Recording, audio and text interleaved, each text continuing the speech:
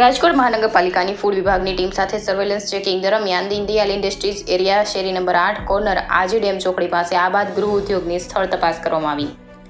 પેઢીમાં વિવિધ પ્રકારના કાર્બોનેટેડ, નોન કાર્બોનેટેડ બેવરેજીસ તથા પ્લાસ્ટિક પાઉચ પેકેટમાં પેપ્સીનું ઉત્પાદન કરીને વેચાણ કરતા હોવાનું માલુમ પડ્યું. તપાસ કરતા પેઢીમાં પેપ્સી પાઉચ પેકેટમાં ભરેલ લિક્વિડના ઉત્પાદનમાં સેકરીનનો વપરાશમાં કરવામાં હોવાનું માલુમ પડ્યું તથા તપાસ કરતા પેઢીમાં ઉત્પાદન કરેલ બેવરેજીસના પેકિંગ તપાસતા તેમાં લગાવેલ લેબલ પર અન્ય જગ્યાનો મેળવેલ એક્સપાયરી થયેલ ફૂડ લાયસન્સ નંબર છાપેલ હોવાનું માલુમ પડ્યું. પેઢીમાં ઉપયોગમાં લેવાતા plastic pouch packed non food grade plastic હોવાનું માલુમ પડ્યું.